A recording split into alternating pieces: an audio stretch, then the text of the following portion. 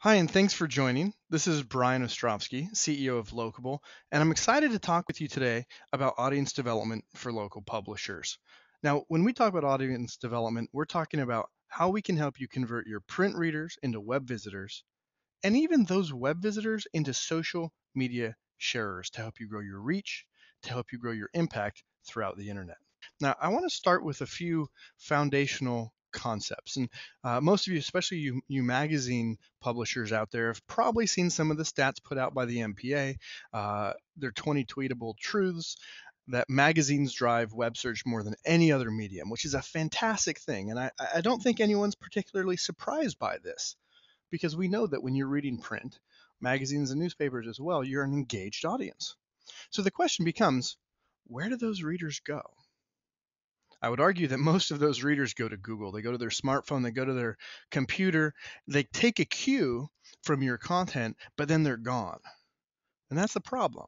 That doesn't help you. It doesn't necessarily help your advertisers. And so the things we talk about today will not only drive them online, but keep them in the family. So as we continue, let's talk for a moment about why people read you online and how they find you. Real straightforward stuff. So how they find you. First, they may be a direct visitor. They know about your brand. They're checking in. Second is search engines. Not just when they search for you, but if they're finding you when they're searching for local content and events and businesses, this is a terrific stream of traffic. Obviously, as your content is share worthy and shared, social media traffic finds you.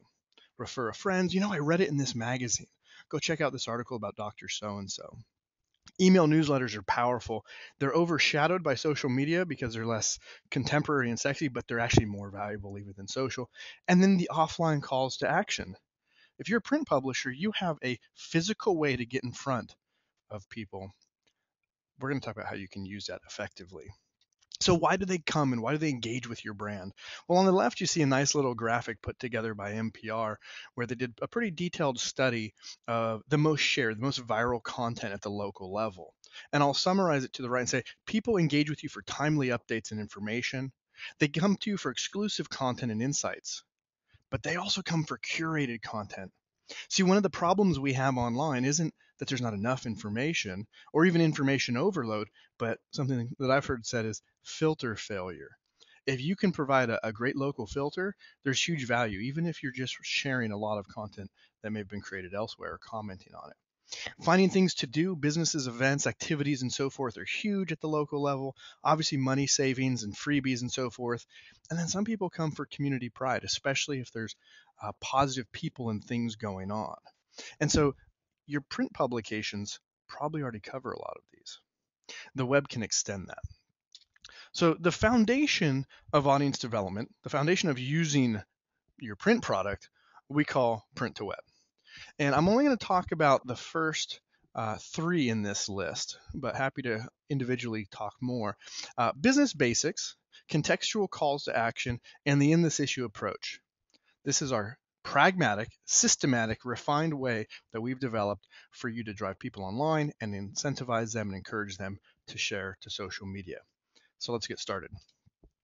Business basics. Now, if you're a magazine, you have a different format than if you're a newspaper, but the concept is the same. For a magazine, we'd love to see at least a full page, ideally a 2-page spread, highlighting digital. Think of this as your per issue internet table of contents.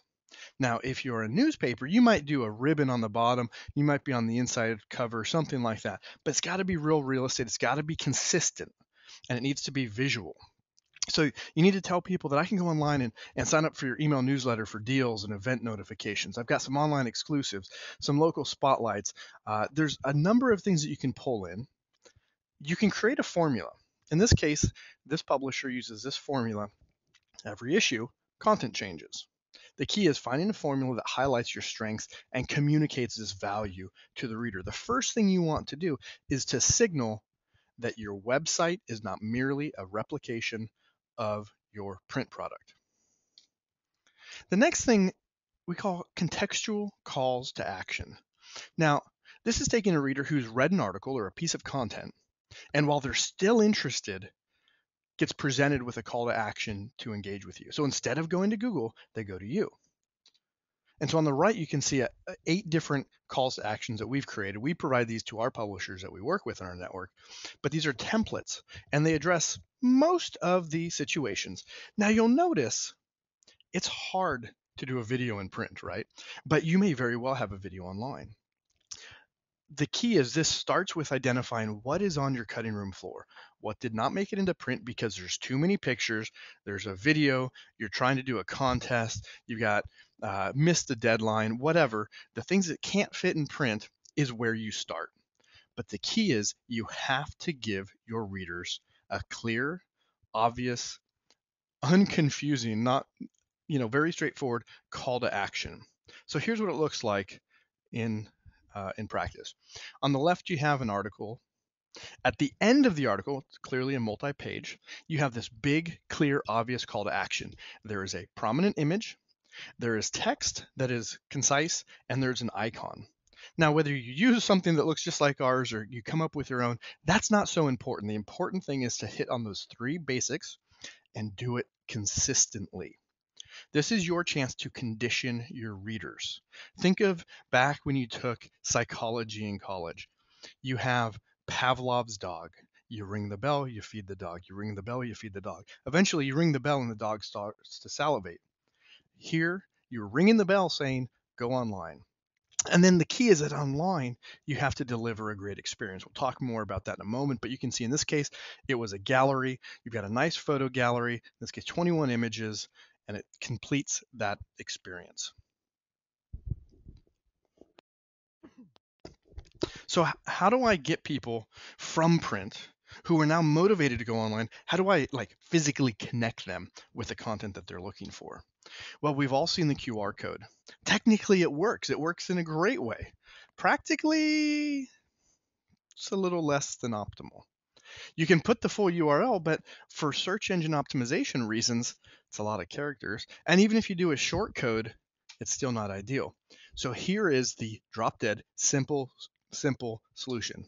And we follow the keep it simple, stupid mentality. You start with your call to action and you consistently communicate to people that when you go to our website, click on this graphic.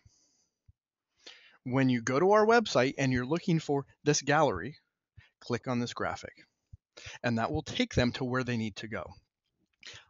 I'm going to ask you to hold for a moment and I'll come and complete the thought on that. But one thing I want to hit on quickly is that driving people online and delivering share-worthy content is critical.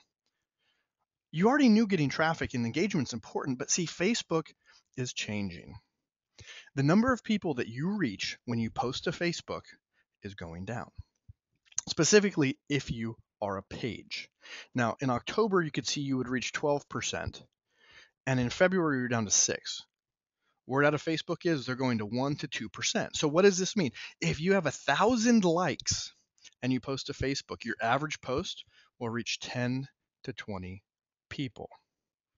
Now, there's a whole separate set of considerations here. It turns out this is probably a good thing for local publishers, but it's important to know and know how to approach it. Because when somebody visits your site and they hit the like button or they hit the share button, more of their friends see it than when you try to push it, right?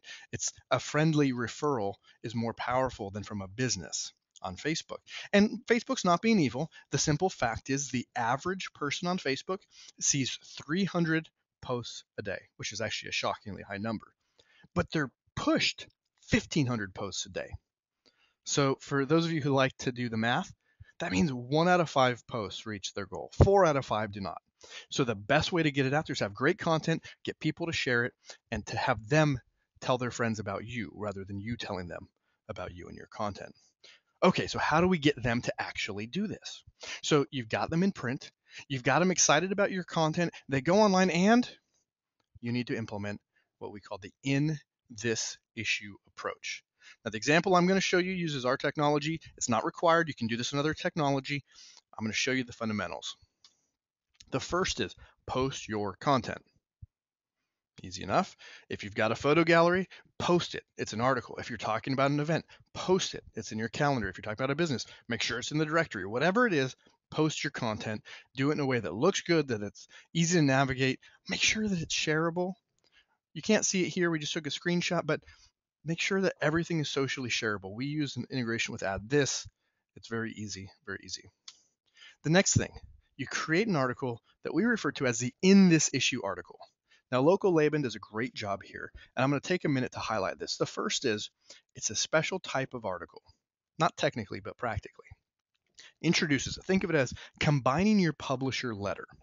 And then below this, and this is what gets really important, you insert links to the content from the issue.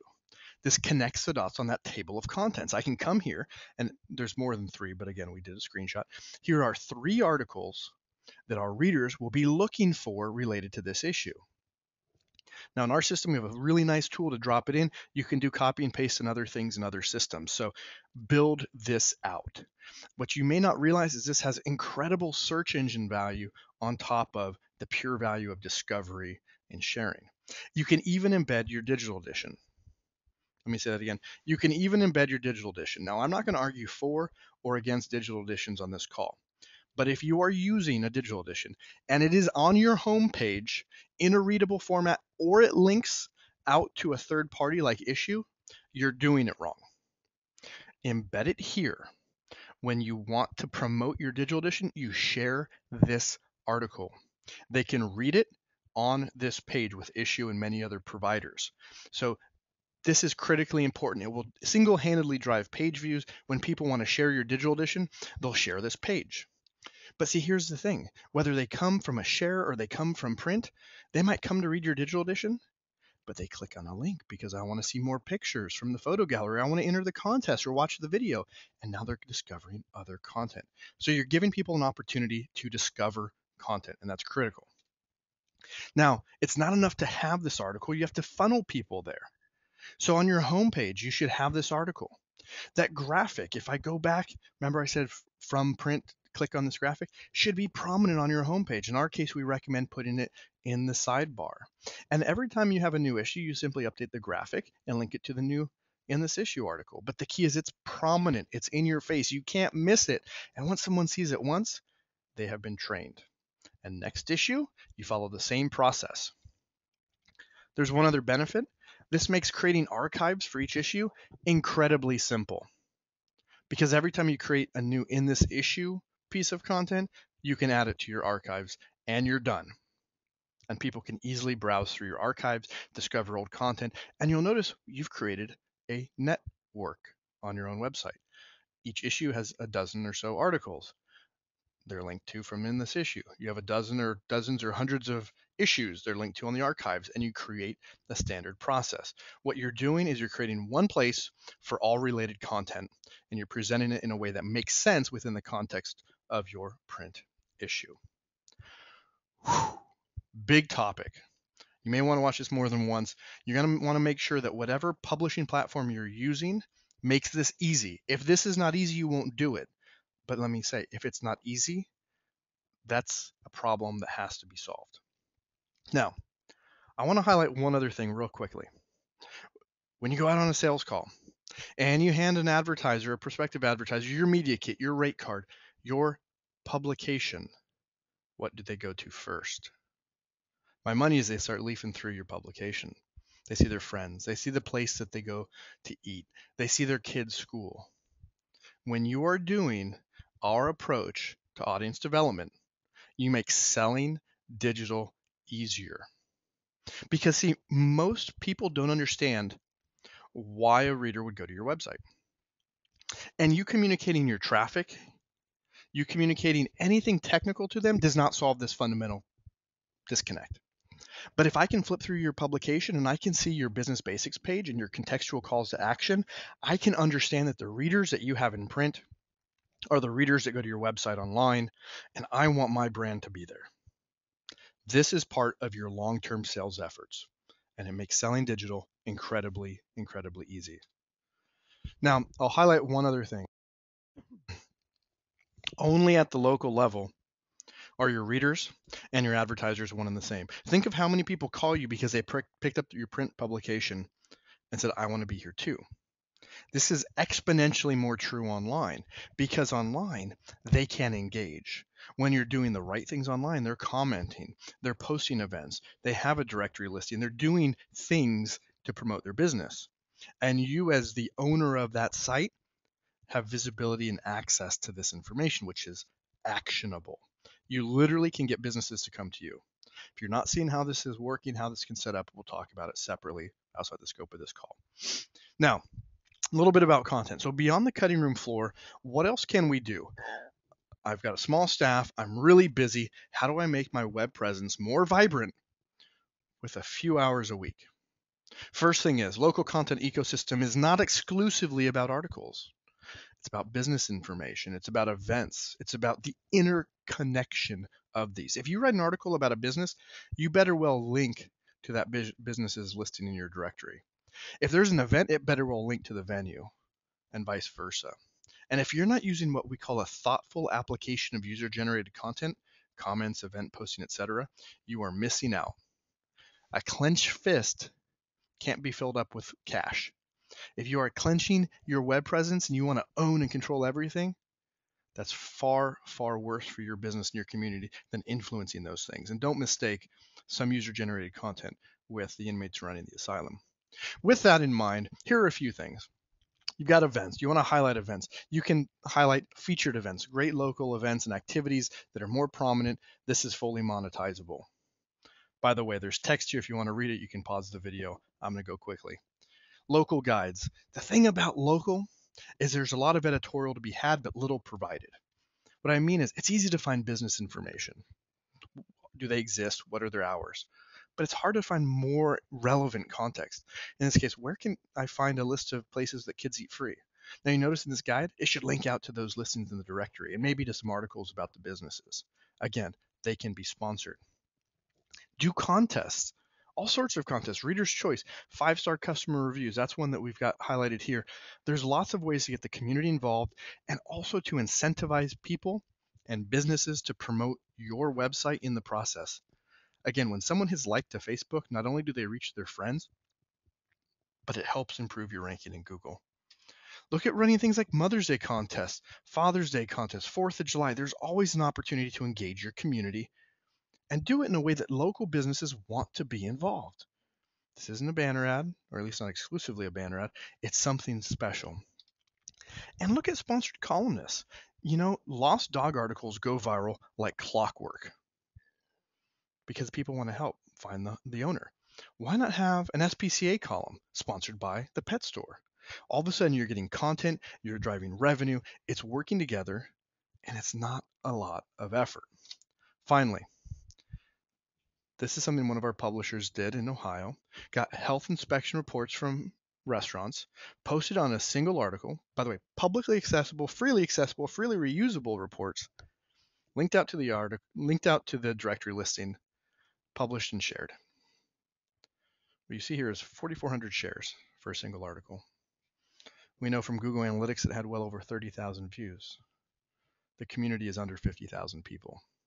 There are really simple things you can do to have terrific engagement, to go viral, and to do it on a skeleton crew. So what does a successful cycle look like? Well, business basics and contextual calls to action are huge. If you just have your name in the masthead and your website on the spine of your publication, that's just yet another website I'm not going to go to. But if you give me a reason within the context of the experience I'm enjoying, you better believe I'm going to check it out. When you use in this issue, you connect the dots, and you can also connect listings to leads, which is great for driving your inbound leads. Of course, we want people to engage and share, and then later you can actually share back to print. People comment, people engage, people talk. Why not highlight some things that people are saying in print that came from the web, even from Facebook? It's a great way to drive the connectedness. So, parting thoughts, remember, it is all about the audience. Your readers and your advertisers are one and the same, and you can engage them across print and web and email and Facebook, and they don't undermine one another. They enhance one another when you do it the right way. And you can do this through a set of themes, which you likely already do, but you can extend it further and deliver packages that not only make you more money, but deliver more value to local businesses and allow you to differentiate. A quick statistic I just read 20 minutes before this particular recording, that when Ford added a call to action to their to their commercials on TV saying, text us for information on getting an auto loan, their conversion rate went up 15%. Think about that. You can help improve the profitability of your advertisers with just a few simple things and also drive traffic to your website. We hope that this has been an insightful call. We hope that you learned something, that something sparked your interest, that you found something that you could apply. Locable is about creating Main Street for the 21st century, really modernizing, not revolutionizing, not changing, but modernizing ways communities connect, and doing it with local publishers. If you run a local publication and you're looking for ways to build community and grow your business in the process, we'd love to hear from you.